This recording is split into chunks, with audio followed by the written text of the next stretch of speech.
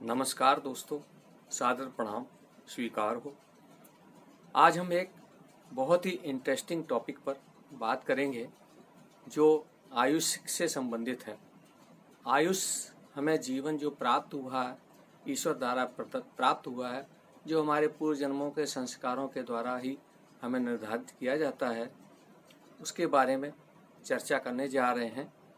कृपया ध्यान से समझें, आवश्यक हो तो इसको नोट भी कर लें, जिससे आप समझ सकें आपकी दीर्घायु है, मध्यम आयु है अथवा कम आयु। जो हमारे शास्त्रों द्वारा वर्णित है कि हमें 32 वर्ष तक की जो आयु प्रदत्त की गई है, उसको कम आयु में शुमार किया जाता है, समझा जाता है। इसके बाद 64 वर्ष तक की आयु को हम मध्यम आयु कहते हैं। इसके उपरांत जो आयु हमें ईश्वर ने प्रदान की हुई है, उसको दीर्घायु में वर्णित किया गया है। आज हम यहाँ पे वर्णन करने जा रहे हैं, वो समझें और ध्यान से समझें। आयुष की प्राप्ति के कुछ प्रमाणित सूत्र हैं, जिनको हम यहाँ पे वर्णन करने जा रहे हैं। आप चाहें तो नोट भी कर सकते हैं। ये हमने यहाँ पर कोई भी अंक नहीं लिखा है। ये हमारा प्रथम चतुर्भुज लग्न कहलाता है। इस लग्न में कोई भी अंक लिखा हो सकता है। जो हमने यहाँ पर वर्णन कर दिया है, 1 अथवा 8 लिखा हो तो मंगल लग्नेश कहलाता है। जहां पे भी कोई अंक लिखा होगा उसका ईश, उसका लग्नेश, यहाँ पर लग्न में लिखा होगा अंक तो लग्नेश हो जाएगा। द्वितीय अंक में, द्वितीय भाव में जो अंक लिखा होगा उसको द्वितीयेश कहते हैं। तृतीय भाव में लिखा होगा तो तृतीयेश। इसी तरह से द्वादश भाव तक इनका वर्णन कर सकते हैं। 1 और 8 होगा तो मंगल, 2 और 7 होगा तो शुक्र, 3 और 6 अंक लिखा होगा तो बुध, 9 अथवा 12 अंक लिखा होगा तो गुरु, 10 और 11 लिखा हो सकता है तो शनि, 4 अंक लिखा होगा तो चंद्रमा, 5 अंक लिखा होगा तो सूर्य। इस तरह से वर्णन कर सकते हैं। इसी तरह से ये एक भाव, प्रथम भाव होता है, द्वितीय, तृतीय, चतुर्थ, पंचम, षष्ठम, सप्तम, अष्टम, नवम, दसम, एकादशम और द्वादशम। आज हम इस लग्न कुंडली में अष्टम के भाव से भाव पे आधारित ही वर्णन करेंगे, तो इस पर ध्यान रखें। तो ये अष्टम का जो होगा अष्टमेश, उसमें से आप ध्यान से समझ सकते हैं। यदि अष्टमेश कुंडली के 6, 8, 12 भाव में उपस्थित हो तो हमें दीर्घायु समझना चाहिए। मान लीजिए यहाँ पे अष्टम भाव में अंक लिखा हुआ है 5, कोई भी अंक लिखा हो सकता है, 5 अंक लिखा, तो अष्टमेश कौन बना? सूर्य। सूर्य छठे भाव में हो सकता है,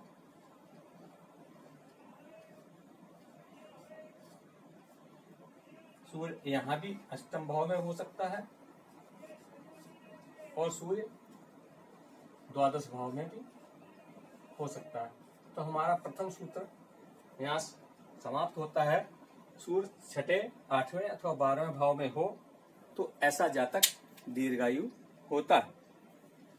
आइए चलते हैं दूसरे सूत्र पर। दूसरे सूत्र में हमें शास्त्रों ने बताया है कि यदि सिंह राशि में गुरु, ये राशि कौन सी होती है? सूर्य की सिंह राशि। सिंह राशि में यदि गुरु हो तो जातक दीर्घायु होता है। तो यहाँ पर हम, यदि आपकी कुंडली में या किसी भी जातक की कुंडली में यहाँ पे सिंह राशि में गुरु लिखा हो तो भी ऐसा जातक दीर्घायु कहलाता है। आइए तीसरे सूत्र पर चलते हैं। इसमें यदि अष्टम भाव में 7 नंबर की राशि बनी हो, 7 नंबर की राशि बनी हो, अथवा 10 नंबर की राशि बनी हो, अथवा 11 नंबर की राशि हो, और उसी राशि पे शनि स्थापित हो, शनि बैठा हो, तो ऐसा जातक भी दीर्घायु को प्राप्त होता है। ये हमारा तीसरा सूत्र। आइए चलते हैं अगले सूत्र पर। चौथा सूत्र, यदि शनि और गुरु की स्थिति, यदि शनि अष्टमेश हो अथवा अष्टमेश और शनि एक साथ कुंडली में कहीं भी बैठे हों, तो भी ऐसा जातक दीर्घायु होता है। अष्टमेश हम देख लेते हैं। मान लीजिए यहाँ पर अंक लिखा है 7 अंक, तो अष्टमेश कौन बना? शुक्र। अष्टमेश कौन बना? शुक्र बना। अष्टमेश कौन बना? शुक्र। अब शुक्र और शनि की युति पूरे 12 भागों में किसी भाग में भी हो सकता, किसी भी भाव में हो सकता है। मान लीजिए हम यहाँ पर दिखा रहे हैं आपको शुक्र और शनि की युति चतुर्थ भाव में बनी है, तो ऐसा जातक भी दीर्घ आयु को प्राप्त होता है। आइए इसके बाद अगले सूत्र में चलते हैं। ये हमारा छठा सूत्र होगा। तृतीयेश, ये हमारा प्रथम भाव है, द्वितीय भाव, तृतीय। यहाँ का जो भाव का स्वामी होगा उसको तृतीयेश कहते हैं। मान लीजिए यहाँ पर कोई भी अंक हो सकता, 8 अंक है, तो यहाँ 9 हुआ, यहाँ पर 10 हुआ, तो तृतीयेश कौन हुआ? तृतीयेश हुआ शनि। शनि यहीं पर स्थापित हो, जो हमारा शनि स्वराशि का होगा, तो ऐसा जातक भी दीर्घायु होता। अब हम चलते हैं चौथे सूत्र पर। चौथा सूत्र हमारा शास्त्रों के अनुसार कहता है, जो प्रमाणित है और हमने भी कई कुंडलियों में इसको आजमाया है। ये सूत्र कहता है कि प्रथम भाव, ये प्रथम भाव है, ये द्वितीय भाव है, ये तृतीय भाव है, और ये चतुर्थ भाव। इसी प्रकार से आगे भाव द्वादश तक होते हैं। तो शास्त्र कहता है 1 से लेकर प्रथम भाव से लेकर चतुर्थ भाव तक यदि 4 या 4 से अधिक ग्रह हों, तो ऐसा जातक भी दीर्घायु कहलाता है। मान लीजिए यहाँ पर हो जाता है सूर्य, मंगल, यहाँ हो जाते हैं चंद्र, यहाँ हो जाते हैं बुध, यहाँ राहु हो सकता है। तो इस प्रकार से हमारे यहाँ पर कितने ग्रह हो गए? 2, 1, 3, 4, 5 ग्रह हो गए। 5, 4 से ज्यादा हो गए। ऐसा जातक भी दीर्घायु की श्रेणी में आता है। इसके आगे चलते हैं 8वें सूत्र पर। हमारा 8वां सूत्र कहता है शास्त्रों द्वारा, उसका भी हम यहाँ पर चर्चा कर लेते हैं। कृपया ध्यान से समझिएगा, आपको स्वतः जानकारी प्राप्त हो जाएगी कि हम दीर्घायु हैं अथवा नहीं। जो आयु का दाता होता है, उसको शनि को आयु का प्रदाता कहते हैं।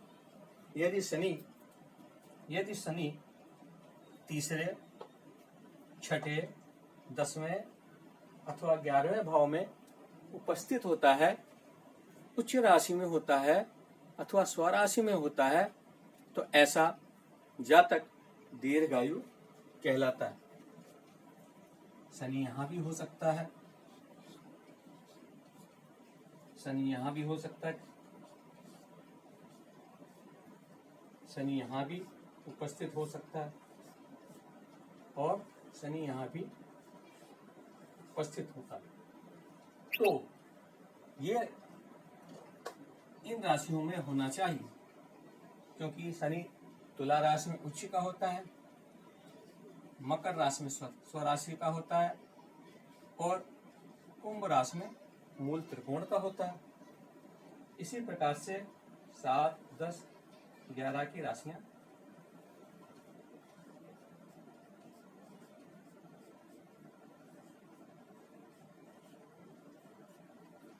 इस तरह से यहां भी उपस्थित हो सकता है। तो ये दीर्घायु प्रदान करता है। आगे अगले सूत्र में चलते हैं। ये हमारा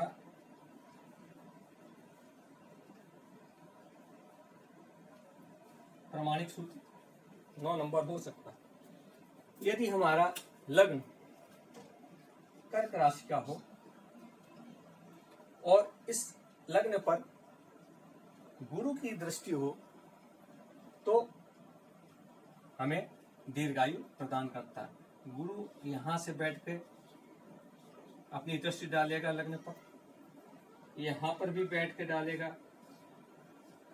7वीं दृष्टि डालेगा और यहां पर बैठ के हमारी लग्न पर 5वीं, यहां से 9वीं दृष्टि डालेगा। 1, 2, 3, 4, 5, 6, 7, 8, 9 और यहां से बैठ के 7वीं दृष्टि डालेगा और यहां से बैठ के 5वीं दृष्टि, 1, 2, 3, 4, 5। इसी प्रकार से यदि लग्न में सिंह राशि उपस्थित हो, तो भी हम कह सकते हैं, सिंह राशि उपस्थित हो और गुरु की दृष्टि लग्न पर पड़ रही हो, तो भी जातक दीर्घायु को प्राप्त होता है। दोस्तों, आज का प्रोग्राम समाप्त करने का आदेश प्रदान करें। यदि आपको ये एपिसोड पसंद आया हो, कृपया लाइक करें, शेयर करें, सब्सक्राइब करें। नमस्कार, आज्ञा दीजिए, धन्यवाद।